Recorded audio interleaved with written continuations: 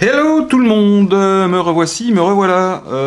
Ouh là là, 2 vidéos en 2-3 jours, alors que j'en ai pas fait pendant 6 mois, c'est la folie. Aujourd'hui, on va parler d'un atomiseur MTL, Mouve-to-Langue, traduisez bouche-poumon. Donc, si vous aimez pas ce qui est bouche-poumon, si vous aimez ce qui est aérien, si vous aimez ce qui fait de la grosse vape et puis qui a pas de saveur, vous pouvez directement passer votre chemin, vous aurez gagné, je sais pas combien de temps va durer cette vidéo, mais vous aurez gagné au moins une bonne demi-heure. On va parler donc aujourd'hui du Kaifen Prime. Alors, Zoemesto, vous connaissez, pour ceux qui me connaissent un peu, vous connaissez ma grande passion pour Zoemesto. C'est une marque que j'apprécie pas plus que ça, parce que je trouve toujours que c'est des usines à gaz, je trouve toujours un truc à redire. Parce que voilà, j'ai pas été élevé aux Zoemesto, voilà, certainement, j'ai été élevé plus à Typhon qu'à Kaifen. Donc du coup, quand j'ai vu ce Prime, je me suis dit, MTL, ça m'intéresse MTL quand même, ça peut intéresser beaucoup de gens. Je me suis dit, mon petit patou, il faut que tu te forces à tout prix à vaper avec, pour essayer d'enlever tes a priori. C'est intelligent ce que je fais quand même, ça n'a pas l'air comme ça. Donc du coup, j'ai pris le Kaifen Prime, et puis je me suis dit, je vais vaper avec, tout simplement. Donc ça fait, depuis qu'il est sorti, que je vape avec. Moi, je suis un gaucher contrariant, c'est-à-dire que j'emmerde les droitiers, et du coup, comme je suis un gaucher contrariant, j'ai du mal avec leur système de gauche-droite pour l'arrivée de liquide, leur système de tirette pour les arrivées d'air, tout ça. Je me suis dit, ça me casse les couilles, et puis je voulais pas tester. J'ai testé quand même. Ça fait 3 semaines, une connerie comme ça, bien avant Vape Expo. Et puis du coup, j'ai plutôt apprécié. Donc on va voir ça en gros plan. Là déjà on va le détailler. Et puis après je reviens, je vape un coup avec. Puis je vous dis ce que j'en pense. Voilà, tout simplement. Et puis après vous en faites ce que vous voulez. Allez, c'est parti pour le gros plan. Go, on s'y colle. Alors, il est livré pareil dans une boîte. J'ai l'impression de dire ça à chaque début de vidéo. Mais enfin bon, ils vont pas livrer ça dans un sachet. Quoique j'ai déjà vu. Donc la boîte elle va être comme ça. Oh, elle est jolie, elle est noire. C'est un peu dans tout le même principe que maintenant leur boîte. Avant le Kaifen 5 au carré là, il était livré comme ça. Celui-là il est livré comme ça. Bon bref, il y a un petit scellé de chaque côté. Voilà. Derrière toutes les petites saloperies avec l'adresse, machin, tout ça. Donc Zoemesto, on est en Allemagne, on n'est pas en Russie comme certains pourraient le dire, même si on est sur germano-russe. Ensuite, à l'intérieur, on va retrouver ce petit bout de carton qui sert à rien, avec à l'intérieur l'ATO, le tank, et l'autre tank ici. À l'intérieur du sachet d'Esper avec watt millions de joints de vis. Voilà, comme ça. La petite notice aussi. Alors la notice, on va dire que voilà, c'est juste les instructions rapides. Il n'y a même pas l'éclaté de l'ATO. Il faisait ça avec le Kaifen 4, l'éclaté de l'ATO, parce que il fallait bien l'éclater celui-là. D'ailleurs, il s'est bien fait n'éclater. N'éclater, oui, bien sûr. Hop, je vais remettre ça dedans, parce qu'on va pas s'en servir. Je vais essayer de pas y saccager, voilà. Ouais, je vais y mettre là. On va sortir l'ATO, direct, on va se prendre le chou. Donc la petite boîte qui est moche, On va sortir ça. Allez, je vais faire ça proprement, parce que sinon je vais en foutre partout, je vais tout faire tomber. Voilà, ça je vais le balancer ici. Bim. Alors, on va détailler un peu plus l'ATO, les options et puis tout le bazar. Donc je vais zoomer un poil. Là, comme ça. Donc, cet ATO, il ressemble à un Kaifen, ma foi. Il ressemble un peu au 5, il ressemble un peu au 5, au 5, celui qui fait 25, là celui que je vais vous montrer après pour comparer un petit peu les specs, bien qu'il n'y ait pas grand chose à comparer. Donc cet ATO il va être composé d'un drip tip qui est un mélange d'acier 510 et de pomme au-dessus. Le pomme, c'est ni plus ni moins qu'une sorte de Delrin. Donc pour la diffusion de chaleur, machin, pour éviter que ça vous brûle les petites lèvres. Il y a un petit logo, Zoemesto sur le drip tip. C'est mignon tout plein. Du coup, ce drip tip, on n'a pas envie de le changer quand on l'a dessus, parce qu'il est quand même plutôt pas mal. On peut le changer si on veut, mais on n'est pas obligé. Ensuite, on voit que le drip tip là, il a vraiment un tirage serré. Bah ouais, on est sur du MTL. Hein. Cet atomiseur est vraiment dédié MTL. Si vous aimez les gros nuages, passez votre chemin, parce qu'à mon avis, ça vous plaira pas du tout. Bien sûr, cet ato sur le dessus, remplissage. Voilà, comme ça. Bah, comme tous les atos maintenant, j'ai envie de dire. On va retrouver ici, de chaque côté, là, un petit faux plat. Voilà, pour quand on ferme, pour éviter la pression-dépression. Quoi qu'on s'en fout un peu, parce que vraiment sur du MTL, c'est tellement serré de partout que personnellement j'ai eu zéro fuite. Ensuite, on va pouvoir enlever le tank, bien évidemment, ici. Tac. On va accéder au plateau, ça on verra juste après. Et ce tank là, du coup, si vous travaillez dans un métier où vous cassez tout et puis que vous avez peur de casser cette pièce, alors on n'est pas sur du Boro, on n'est pas sur du Pyrex. Pyrex c'est une marque. On est sur un tank en quartz pour la simple et bonne raison, c'est qu'ils ont choisi cette matière parce que c'est un des verres les plus solides. Voilà, tout simplement. On va pouvoir donc, si on veut enlever cette partie là et puis la remplacer par celle en ferraille, on enlève ça. Voilà, on enlève juste ça. On met le nouveau. On le met dans le bon sens du coup, hein, parce qu'il y a une petite gravure là avec marqué Saint-Pétersbourg. Hop, je sais pas pourquoi j'ai pris un accent à la con comme ça pour dire ça.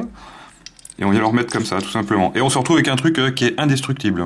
Là, mes petits loulous, si vous voulez péter ça, va falloir rouler dessus avec un camion de chantier. Bon, moi perso, comme je suis pas un bourrin, comme je suis la moitié d'un bourrin, je vais remettre la pièce en quartz. Voilà, on va bien la serrer, comme ça c'est fait.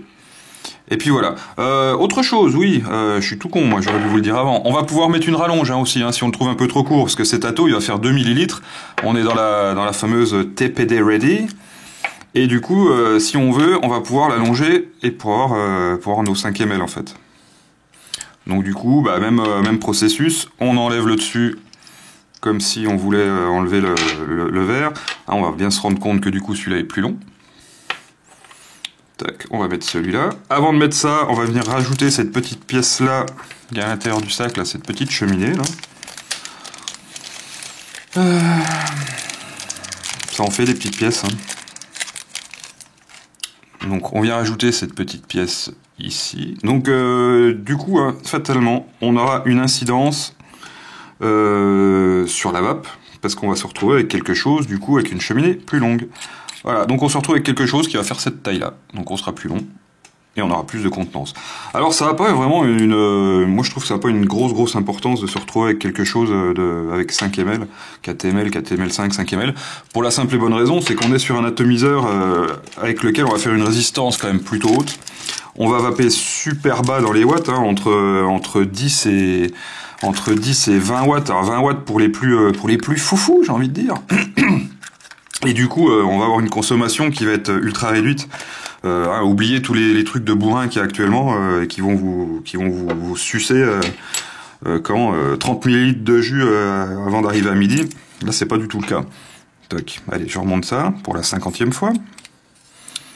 Et voilà. Ensuite, ça on en a parlé. Hein, on voit bien sur la partie du bas là, les arrivées de liquide. Donc les arrivées de liquide hein, qui vont venir se claquer comme ça. Le système de j'ouvre dans ce sens-là pour que le liquide arrive, je ferme comme ça pour fermer le liquide. Bah oui, automatiquement, hein, si je tourne dans ce sens-là, ça a tendance à vouloir dévisser. Donc du coup, ça laisse passer le liquide qui va arriver par ici. Ça paraît presque logique, voilà. Mais ça l'est pas forcément quand on est gaucher ambidextre comme moi. Au début, c'est pas forcément évident, parce que je suis un petit peu con quand même. Voilà, donc ça, c'est ok. On va parler de la base maintenant. Avec le plateau de montage. Alors on voit là, on va avoir un plateau de montage qui va se rapprocher un petit peu de ce qu'on avait à l'époque des premiers Kaifen, le Kaifen le 3, le 3.1, le Kaifen Light, le Light Plus et tous ces atomiseurs MTL. MTL, donc on est bouche-poumon, hein, bien évidemment. On va avoir une chambre très réduite. On va avoir un plateau de montage très petit. Et on se rend compte déjà que rien que l'arrivée d'air qui est ici, elle est quand même pas très grosse. Hein. Si je prends la pointe de ma pince céramique, tout le monde a cette pince céramique, hein, on voit quand même que c'est riquignol. On voit les arrivées de liquide, donc en dessous ici, hein, les deux petits points là et les deux petits points là. Hein, donc le liquide qui va arriver par dessous, hein, ici. Voilà. D'où justement cette importance de ces trous-là quand on dévisse et puis quand on visse. Et puis voilà. Et après, donc, on va avoir notre bague de réglage d'air qui est ici. Donc, cette fameuse bague à la Kyphon, là, depuis un petit moment. Cette bague qu'on est obligé de tirer comme ça, tourner comme ça. Et on se rend compte, donc, on a les petits points ici. Donc là, on est au plus serré. Après, on a 2. Après, on a 3. Après, on a 4. Après, on a 5. Après, on a 6. Bref, on va se retrouver quand même ici avec un tirage qui est très, très restreint. Pour vous donner une idée, le trou le plus petit, il est à 1 mm. Et le trou le plus gros, il est à 2 mm. Donc du coup, on a quelque chose de très serré. Et pour vous montrer ça, je vais démonter le dessous. Alors j'ai lu quelque part que ça, ils appelaient ça un plot réglable. C'est pas un plot réglable pour moi.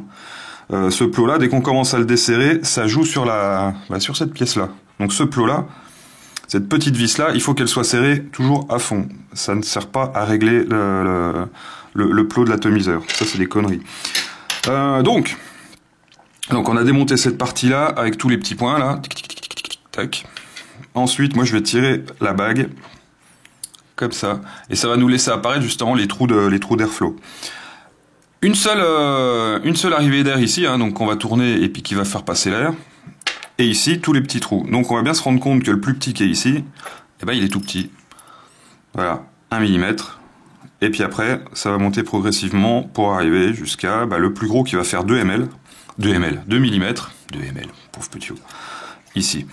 Et vous me dites, tiens, du coup, je me rends vraiment pas bien compte ce que c'est ces trous. C'est pas compliqué, je vais vous mettre le Kyphon 5.2 là, à côté. Donc celui-là, donc déjà on se rend compte du montage. On est sur du montage vraiment un petit peu plus bourrin. Une arrivée d'air en dessous qui est vachement conséquente. On voit carrément le fond de la cuve là, sur celui-là.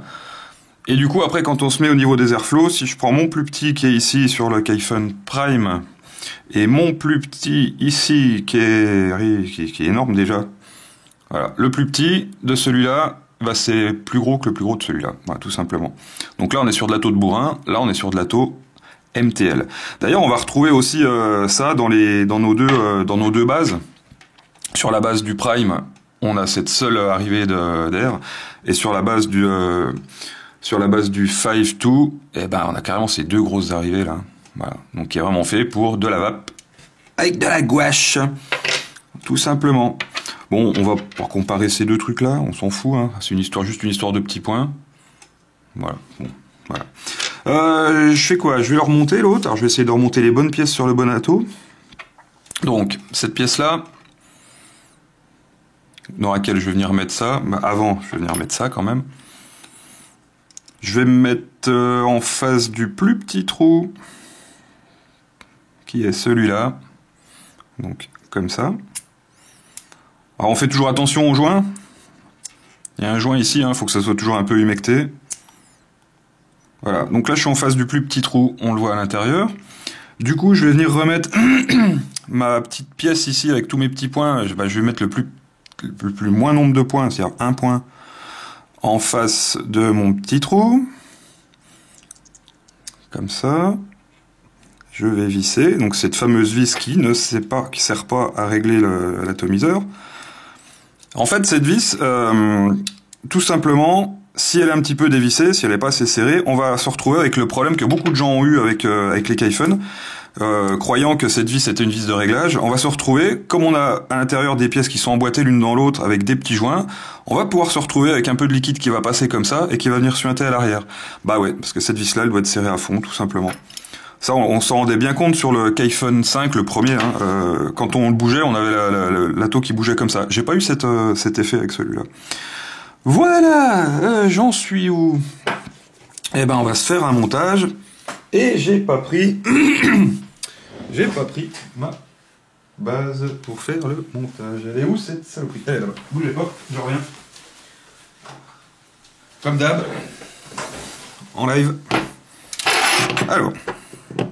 Je vais peut-être dézoomer un coup du coup là. Mettre ça sur cette merdasse là. Donc là on va faire un montage assez simple. On va se rendre compte donc du coup qu'on va pouvoir. Si bah du coup je rezoome. on va se rendre compte que du coup, on va mettre donc sa résistance, comme on va faire sur un atomiseur, j'allais dire classique. Maintenant, classique, c'est devenu les plateaux Velocity, mais les anciens systèmes Kyphon, Typhon, hein, une patte qui va tourner autour de la vis ici, une patte qui va tourner autour de la vis ici. On va faire tourner, bien sûr, on va mettre le fil dans le sens des aiguilles d'une montre, justement pour que quand on va serrer la vis, ça entraîne bien le fil avec, et non pas l'inverse. Et après, le réglage de la hauteur de votre résistance, ça va être en fonction de ce que vous voulez comme rendu aromatique, et puis en termes j'allais dire de chaleur, mais du coup, en termes de chaleur, quand on va entre 12 et 18 watts, voilà, quoi, on n'est pas sur du montage à la bourrin, donc ça n'aura pas trop d'incidence. Bref, alors, on va faire ça comme ça. Bien évidemment, qu'est-ce que j'ai foutu de mon Cantal? Alors, je vais mettre du petit fil, hein. On va pas mettre du gros fil de bourrin, parce que du coup, ça n'a pas vraiment d'intérêt avec des atomiseurs comme ça. Je meuble un peu, hein, parce que j'ai pas mon fil, bien sûr. Au pire, je couperai au montage. J'ai failli préparer ma vidéo, hein, du coup. Hein. C'était plutôt pas mal. Voilà. J'ai retrouvé ce putain de Cantal. Donc, j'ai fait une résistance, hein, vite fait, pour éviter de la tortiller en came, parce que ça sert pas à grand chose. Hein. Donc j'ai pris un fil de Cantal en 0,40. Donc là, dans un atto comme ça, on va proscrire tout ce qui est fil de bourrin. Hein. Alors attention, c'est pas péjoratif quand je dis bourrin, hein, vous faites ce que vous voulez, j'en ai rien à cirer. Mais disons que là, on va vraiment mettre du fil plutôt fin. Hein. J'ai même vu des Allemands là qui ont déjà reviewé cet atto, qui retournent sur du fil de 0,20. Donc vraiment du petit fil qu'on utilisait à l'époque quand on était jeune, beau et insouciant. Ça a changé. Donc moi j'ai mis du 0,40, j'ai fait à peu près 8 spires, donc on va s'approcher des 0,8, 0,9, voilà, en gros à la louche. Hein. On va venir donc le positionner comme ça, une patte ici, une patte ici. On va tortiller celui-là pour venir le faire passer de l'autre côté. Bon, ça je vous explique pas, hein, vous êtes déjà des vapoteurs. Si vous l'êtes pas, regardez bien, c'est magnifique ce que je vais faire. Ouais, je le passe dessous comme ça. Je viens coincer ma petite patte là. Ça, je le fais revenir sur le côté. Et je viens visser. Avec ça, je fous mes grosses paluches devant, on n'y voit que dalle. Ça sert à rien de visser comme un bourrin. Mise au point, merci. Donc là, il me reste mon petit bout de patte qui dépasse là. Je vais faire pareil de l'autre côté. Donc là, je m'ajuste pour être au-dessus de mon arrivée d'air. Moi, ce que je fais, j'aime bien faire ça. Me retourner pour être à ma main. C'est quand même plus simple. Et puis je recommence la même opération. Donc en faisant attention d'être bien au-dessus. Je viens tourner autour de la vis. Si on n'y arrive pas avec les grosses paluches, on vient s'aider d'une petite pincouillette pour venir faire passer cette petite merde merde. Cette petite pièce là qui fait chier, enfin qui fait chier. On est bien content de la trouver parce que du coup ça vient bien nous maintenir le fil. Tac. Après on vient revisser encore une fois. Comme ça c'est fait, on n'en parle plus. Là. Et puis après je fais gaffe de bien être aligné, comme j'ai envie d'être aligné. Un peu dans ce style là. Après, moi je vais venir couper avec ma pince que j'ai perdue. Non, elle est là. Mes deux petits bouts qui dépassent et qui vont me gêner. Comme ça. Et comme ça. Bon, puis après, on va s'aligner un petit peu comme on veut. Hein. Faire ça proprement quand même. Voilà. On va regarder la valeur résistive du bousin. Donc là, ce que je vous disais tout à l'heure, hein, voilà, on est à 0,93. Voilà, pas loin du 1 ohm. Et ben c'est comme ça qu'on va vaper avec ces attos. On va plutôt vaper du côté du ohm que du côté du 0,5. Donc je vais faire une chose que les gens n'aiment pas. Je vais faire rougir un petit peu ma résistance pour la remettre droite parce que j'ai vu qu'elle était un chouïa en travers. C'est pas très grave, on va pas en mourir. Je vais pas la faire chauffer comme un ours. Juste un petit peu pour la remettre droite. Je vais peut-être faire ça hors cam parce que j'y vois que dalle. Déjà que j'y vois rien en temps normal. J'essaie de faire quelque chose d'à peu près joli. Bon bref, hein, voilà, ça nous donne à peu près ça. Ensuite, pourquoi j'ai fait des spires serrées? Eh ben pour la simple et bonne raison, c'est que là on est quand même sur un atto avec un tout petit plateau de montage. Et du coup, on se rend bien compte que là, mon arrivée d'air en dessous, on est bien sur la largeur carrément de mon coil. On se rend compte aussi que ici, on est directement au niveau du coton. Là, on est directement au niveau du coton. Donc, si je voulais faire une résistance à 1 ohm avec un atto comme ça, putain, j'ai tout décalé ma résistance en la faisant chauffer comme un gros con.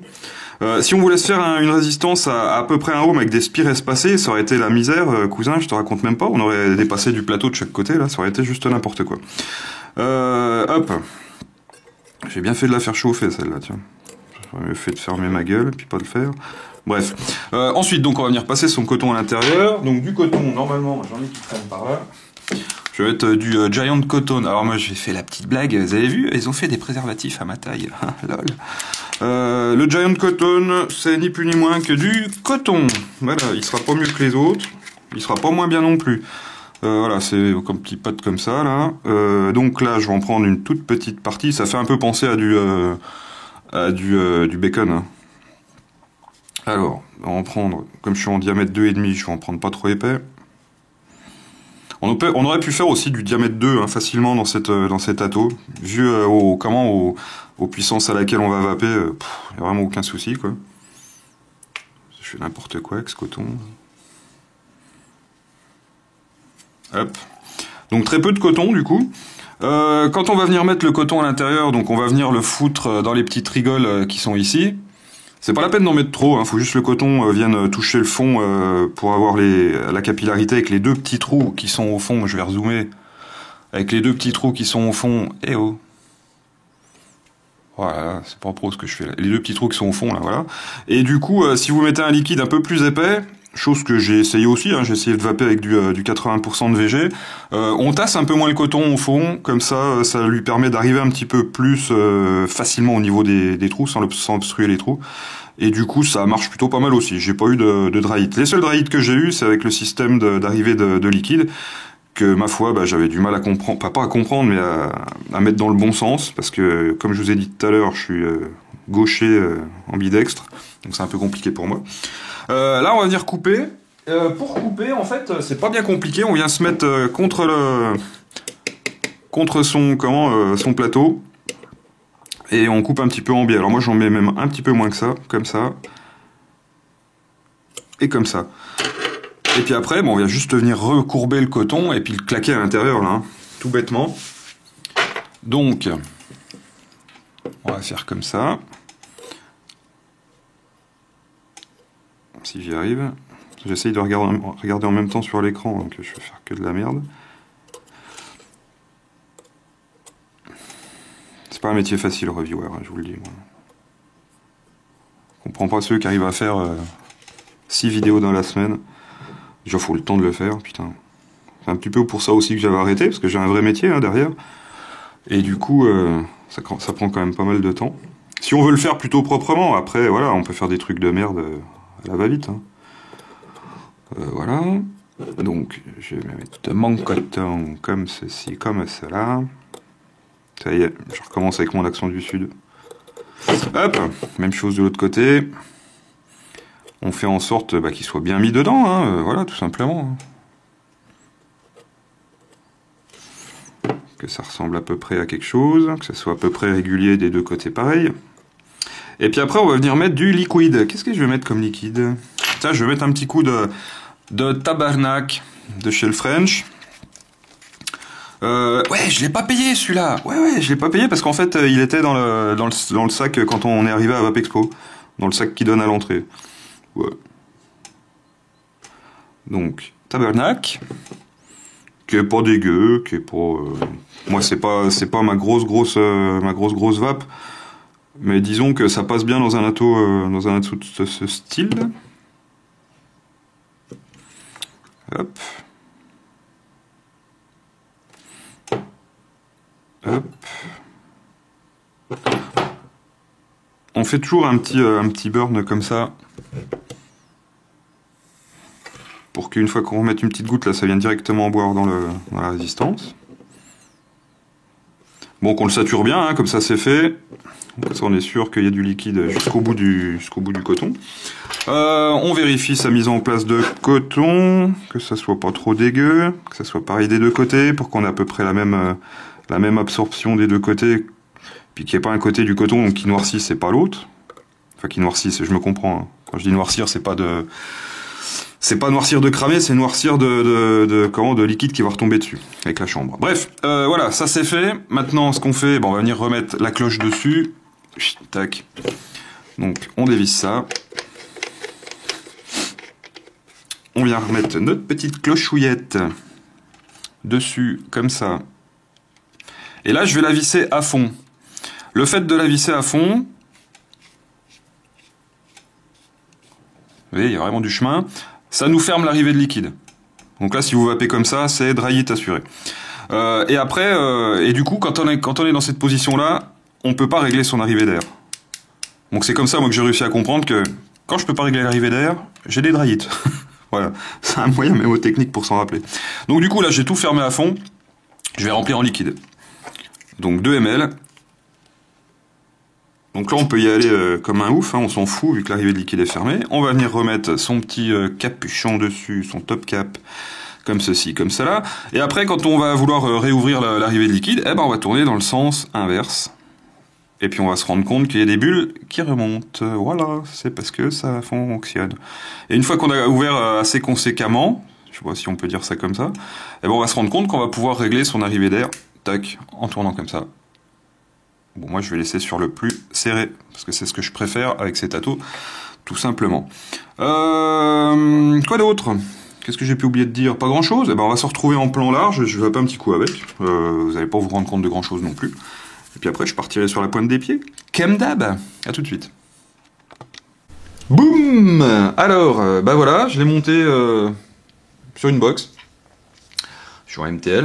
Je suis à la folle puissance de 13 watts avec une résistance qui est un petit peu plus de... Alors mon truc là, il est pas précis du tout. Hein. Je suis à une résistance qui est à peu près 1 ohm,2 là-dessus. Donc du coup, ça peut paraître étrange pour certains. Hein. On est largement plus de 1 ohm sur les valeurs sur lesquelles il vape normalement. Je suis à 13 watts. On voit bien qu'avec ces tâteaux, quand on est sur le tirage le plus petit, on ne peut pas faire autrement que faire ça. C'est-à-dire bouche-poumon, comme une clope. Hein. Et du coup, pour les gens qui aiment ce style de tirage, pour les gens qui ont besoin encore de nicotine, et puis pour les gens qui ont les moyens de foutre 120 balles dans un atto aussi, on va se retrouver sur quelque chose qui est pas, je vais pas dire idéal, parce qu'il n'y a pas de chose idéale, mais qui fonctionne vraiment putain de bien, quoi. Moi qui suis pas du tout Zoé Mesto, qui aime pas ni leur packaging, ni la gueule de leurs attos, bah des fois il faut savoir être honnête. Chose qui manque cruellement dans cette communauté de putaclic. Et du coup, bah je peux pas dire autrement que ce tato soit bien. Voilà, il est bien, ce tato. Donc du coup, il va être tout ch'ti, hein, cet tato. Il va faire 45,5 sans le drip tip. Hein, rajouter un bon centimètre pour le drip tip. C'est un 22 mm de diamètre. Bon, après, il y en a plein de sortes chez eux. Hein. Il y a du 22, il y a du 25, il y a tout ce qu'on veut. Hein. Il va faire 2 ml et on va pouvoir mettre cette fameuse extension hein, que je vous ai montré tout à l'heure. Le 510 n'est pas réglable, je suis pas d'accord. Si vous commencez à dévisser le 510, c'est la petite pièce du bas qui va bouger et votre atto il va ginguer comme ça. 6 airflow réglable de 1 à 2 mm, donc c'est vraiment un panel très très intéressant au niveau du réglage d'airflow. Pour fermer l'arrivée de liquide, quand vous le baladez, on tourne dans le sens des aiguilles d'une montre. Ah. Déjà, quand on me dit ça, moi je comprends pas. Donc du coup, quand il est fermé comme ça, si on essaye de tirer la bague d'airflow, ça ne fonctionne pas. Moi, c'est comme ça que je m'en rappelle. C'est-à-dire que là, si je veux vaper, je veux tirer mon airflow, je fais ah, tiens, je peux pas bouger mon airflow, ça veut dire que je vais me taper un dry heat. Et puis pour l'ouvrir, donc on tourne dans le sens inverse des aiguilles d'une montre. Et du coup, on va pouvoir régler son airflow en tirant la bague, qui bouge bien, du coup. Voilà, ça c'est le moyen pour moi de m'en rappeler. Que dire d'autre? Que c'est serré. Et puis que là, tu peux pas faire de l'inhalation directe quand tu es vraiment sur le trou de 1 mm. Au niveau du rendu aromatique, on n'est pas sur un atto qui est fait pour... ils sont pas spécialement réputés déjà chez Zoé Mesto pour avoir des atomiseurs hyper pointus au niveau aromatique. On est vraiment sur des attos au départ qui sont prévus dès le départ hein, pour du MTL. Ils sont un petit peu perdus avec le Prime 2 là, et puis pas le Prime 2, le 5.2, 5 au carré là. pas comment appeler ça. Puis voilà. Après, mais on est vraiment sur un atto qui va être bien sur les tabacs, qui va être bien sur des choses comme ça, des choses simples, qui sont faits pour vous balancer du hit et puis avoir une vape serrée, point barre, quoi. Faut pas chercher plus loin. Voilà, tout simplement. Bon, je vais pas parler pendant 1 heure sans rien dire. Je crois que j'ai dit l'essentiel. Vous me direz si je me trompe. Donc l'histoire du dessous, là, je me répète encore une fois, l'histoire du dessous, là, où certaines personnes ont des arrivées de liquide, des fuites. Moi, 3 semaines d'utilisation, pas une fuite. Ben, j'essaye pas de régler cette arrivée de ce pin 510 qui n'est pas réglable. Je vais même vous faire carrément le test avant de couper. Là, l'atomiseur est monté sur la box. Ça ne bouge pas. On est d'accord, hein, ça tient comme il faut. Si je commence à dévisser un petit peu cette vis en me disant bah tiens je vais mettre ça sur une box avec un pin pas réglable, donc je vais dévisser un petit peu ma vis pour qu'elle ressorte, et puis comme ça bah, ça sera plus facilement réglable. Après quand je viens visser ça dessus, voilà je suis vissé, regardez. Je visse ça à fond. Hein. Ce pin n'est pas un pin réglable, donc n'essayez pas de le régler. Et donc du coup, hein, même si on le tourne d'un quart de poil, eh ben, il se peut qu'il y ait un petit peu de liquide qui vienne passer en dessous des joints, hein, on est bien d'accord. Voilà, allez, sur ces paroles, n'oubliez pas, la vapote, c'est mieux que la clope.